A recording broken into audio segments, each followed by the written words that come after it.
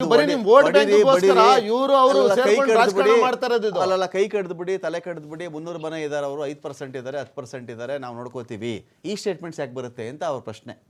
ಶಿಕ್ಷೆ ಕೊಡಿಸ್ಲಿ ಅವ್ರಿಗೆ.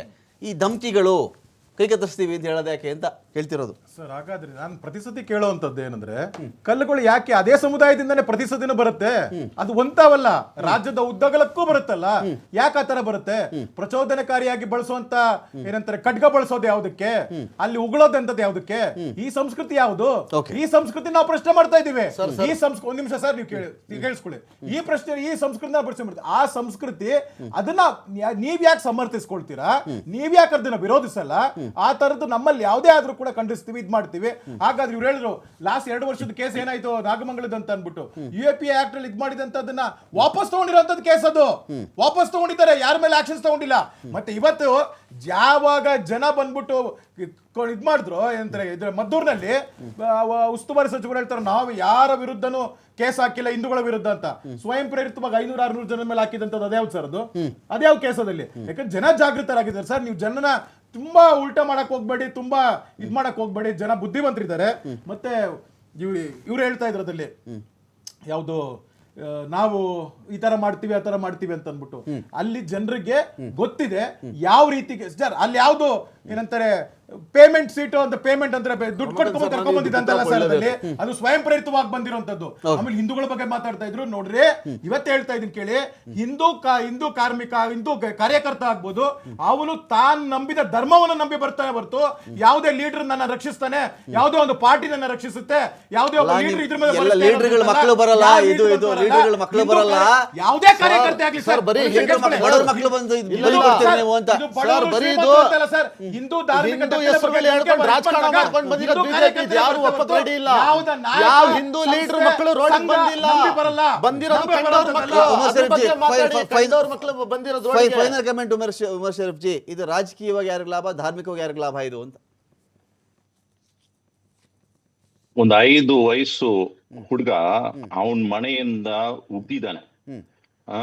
ಒಂದು 5 ವಯಸ್ಸು ಹುಡುಗ, ಇದನ್ನ ಕಾನೂನು ಮೂಲಕ ಅವನನ್ನ ಏನ್ ಮಾಡಕದ? ಈ ಒಂದು ಹುಡುಗ ಮಾಡಿರೋ ಕೆಲಸಕ್ಕೆ ಇಷ್ಟು ಎಲ್ಲರೂ ಹೋಗ್ಬಿಟ್ಟು ಅಲ್ಲಿ ಪ್ರತಿಭಟನೆ ಮಾಡುವಂತದ ಒಂದು ಉದಾಹರಣೆ ಕೊಡ್ತಾ ಇದೀನಿ. ಇದಕ್ಕೆ ಕಾನೂನಿದೆ, ಪೊಲೀಸ್ ವ್ಯವಸ್ಥೆ ಇದೆ, ಮತ್ತೆ ಅಲ್ಲಿ ಉಪದೇಶ ಮಾಡಬಹುದು. ಅವ್ರನ್ನ ಕರ್ಸಿ ನಿಮ್ ಮಗ ಏನೋ ಉಗಿತದನಪ್ಪ ಅಂತ ಅಲ್ಲೇ ಕರ್ಸಬಹುದು, ಅವ್ರ ತಂದೆನೆ ಕರಿಬಹುದು. ಏನೋ ಇದು ಮಾಡ್ತಿದ್ದೆ ಅಂತ. ಅದೇ ಕೆಜೆಹಳ್ಳಿ ಡಿಜೆ ಸರ್, ಒಂದೇ ನಿಮಿಷ ಸಾರಿ, ಅದೇ ಕೆಜೆಹಳ್ಳಿ ಡಿಜೆ ಇದೇ ವ್ಯಕ್ತಿ ಯಾರೋ ಒಬ್ಬ ವ್ಯಕ್ತಿ 4 ಸಾಲ ಬರ್ದಿದ್ದಲ್ವಾ ಸರ್? ಅವತ್ತ್ಯಾಕೆ ಇದೇ ಮಾತು ಹೇಳಿಲ್ಲ ಕಾನೂನಿದೆ ಅಂತ? ಅವತ್ತ್ಯಾಕೆ ಹೇಳಿಲ್ಲ ಸರ್ ತಾವು? ಮಂಡ್ಯಕ್ಕೆ ಹೋಗೋ ಬಿಜೆಪಿ ಲೀಡರ್ಗಳು ಹಾವೇರಿ ಕೆನಿಕ್ ಸರ್ ಹೋಗಿಲ್ಲ, ಅಲ್ಲೂ ಯಾರು ಕಲ್ವಡಿದಾರಿಲ್ಲ. ಬರೀ ಜಾತಿ ನೋಡ್ಕೊಂಡು ಬರೋದ ಸಿಂಹಗಳು, ಆನೆ ಬಲ, ಏನೇನ್ ಹೆಸರುಗಳು ಇಟ್ಕೊಂಡಿದ್ದಾರೆ ಅಂತವ್ರೆಲ್ಲ ಬರೀ ಮದ್ದೂರ್ ಏನಕ್ಕೆ ಬರ್ತಾರೆ? 5 ವಯಸ್ಸು ಹುಡುಗ ಬಂದು ಹಿಂದೂಗಳ ಮೇಲೆ ಒಗಿಬೇಕಂತ ಯಾವನಾದ್ರು ಉಚ್ಛ ಮಾಡ್ತಾನೆ ನೋಡಿ.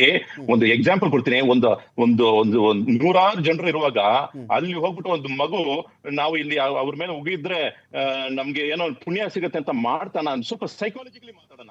ಇಲ್ಲ, ಒಂದು ಮಗು ಬಿಟ್ಬಿಡಿ, ಒಂದು ವಯಸ್ಸಾದ ಒಬ್ಬ ಮುದುಕ ಅಲ್ಲಿಂದ ಉಗಿದ್ರೆ ನಿಮ್ ಮೇಲೆ ಅವನು ಜಗಳ ಮಾಡಕ್ಕಿಂತ ಮುಂದೆ ಬರ್ತಾನ? ಒಂದ್ 100 ಜನರು ಇರುವಾಗ ಅಷ್ಟು ಧೈರ್ಯ ಇದೆ ಯಾರಿಗಾದ್ರು? ಅಷ್ಟು ಕೆಲಸ ಮಾಡಕ್ಕೆ ಯಾರು ಮುಂದೆ ಬರ್ತಾರ? ಸೈಕಾಲಜಿಕಲಿ ಹೇಳಿ. ಅವ್ನ್ ಮಾಡಿರೋದು ಏನೋ ಹುಡುಗರು ಮಾಡೋ ಕೆಲಸ ಮಾಡಿದ ತಪ್ಪೇ ಅದು. ಕಾನೂನು ರೀತಿಯಲ್ಲಿ ಏನ್ ಮಾಡ್ಬೇಕು ಮಾಡಿ, ಅವ್ರ ತಂದೆನ ಕರ್ಸಿ ಉಪದೇಶ ಮಾಡಿ. ತಂದೆ ಕರೆದ್ರೆ ಅವ್ರು ಕೂಡ ಬೈತಾರೆ, ಏನೋ ಮಾಡಿದ್ರೆ ಇಲ್ಲಿ ಯಾಕೆ ಹೋಗಿದೆ ಅಂತ ಅವ್ರು ಬೈತಾರೆ. ಅದೆಲ್ಲ ಮಾಡದೆ ಇದು ಡೈರೆಕ್ಟ್ ಆಗಿ ಎಲ್ಲರನ್ನು ಕೂಡ್ಸಿ ಅಲ್ಲಿ ಬಂದ್ಬಿಟ್ಟು ಬನ್ನಿ ನಾವು ಪ್ರತಿಭಟನೆಗೆ ಇರಿಯೋಣ ಅಂತ. ಏನ್ರಿ ಇದು ಪ್ರತಿಭಟನೆ ಮಾಡಕ್ಕೆ ಇದೆಲ್ಲ ಈ ವಿಚಾರಗಳು? ಮತ್ತೆ ಕೆಜಿಯಲ್ಲಿ ಡಿಜೆ ಅಲ್ಲಿ ಅದು ಮಾಡಿರೋರು ಯಾರ್ಯಾರು ಮಾಡಿದ್ರೋ ಎಲ್ಲರಿಗೂ ಶಿಕ್ಷೆ ಆಗ್ಬೇಕು. ನಾವು ಫಸ್ಟ್ ಹೇಳಿದ್ವಿ, ಇವತ್ತಿಲ್ಲ, ಫಸ್ಟ್ ದಿನನೇ ಹೇಳಿದೀವಿ. ಮತ್ತೆ ಇನ್ನ ಮುಂದೆ ಮುಸ್ಲಿಂ ಸಮಾಜದ ಲೀಡರ್ಸ್ಗಳು ಇಂತ ಕೆಲಸ ಮಾಡಬಾರ್ದು. ಮಾಡಿದ್ರೆ ಯಾರೆಲ್ಲ ಅಲ್ಲಿ ಪ್ರತಿಭಟನೆ ಅಂತ ಪೊಲೀಸ್ ಆಚೆಗೆ ಹೋಗ್ತಾರೋ ಅವನ್ನ ಫಸ್ಟ್ ಬಂಧಿಸ್ಬೇಕು. ಅದು ಮೌಲ್ವಿ ಆಗ್ಲಿ ಇಲ್ಲ ಉಲಮ ಆಗ್ಲಿ, ಮಸೀದಿ ಅಂದ್ರೆ ಅವರು ಗಾಡಿ ಟೋಪಿ ಇಟ್ಕೊಂಡು ಪೊಲೀಸ್ ಸ್ಟೇಷನ್ ಆಚೆ ನಿಂತ್ಕೊಂಡು ಪ್ರತಿಭಟನೆ ಮಾಡಕ್ಕೆ ಹೋದ್ರೆ ಫಸ್ಟ್ ಅವ್ರನ್ನ ಒಳಗೆ ಹಾಕ್ಬೇಕು. Fine, thank you Umar Sharif ji, thank you Yadukumar ಗೌಡ್ರೆ, ಥ್ಯಾಂಕ್ ಯು ಇರ್ಷಾದ್. ವೆಯ್ಟ್ ಮಾಡೋಣ. ಮಂಡ್ಯ ಅಥವಾ ಹಳೆ ಮೈಸೂರು ಭಾಗದ ಈ ಒಂದಷ್ಟು ಘಟನಾವಳಿಗಳಿಂದ ಪೊಲಿಟಿಕಲಿಯಿಂದ ನಾವು ಚೆಕ್ ಮಾಡಿಕೊಂಡಾಗ ರಾಜ್ಯದ ಪ್ರಾದೇಶಿಕ ಪಕ್ಷಗಳ ಸ್ಥಿತಿ ಏನಾಗಬಹುದಾಗುತ್ತೆ, ಈ ಒಂದು ವ್ಯಾಕ್ಯೂಮನ್ನು ಫಿಲ್ ಮಾಡೋ ದೃಷ್ಟಿಯಿಂದ BJP ಬೆಳೀತಾ ಇರ್ತಕ್ಕಂಥ ವೇಗ, ಮತ್ತು at the same time BJP ಯಾವ ವೇಗದಲ್ಲಿ ಬೆಳೀತಾ ಇದೆಯೋ ಅದೇ ವೇಗದಲ್ಲಿ ಒಂದು ಪ್ರಾದೇಶಿಕ ಪಕ್ಷ ಡೌನ್ ಆಗ್ತಾ ಇದೆಯಾ, ಮುಂದಿನ ಚುನಾವಣೆಗೆ ಉತ್ತರ ಕೊಡುತ್ತೆ ಅಂತ ಹೇಳ್ತಾ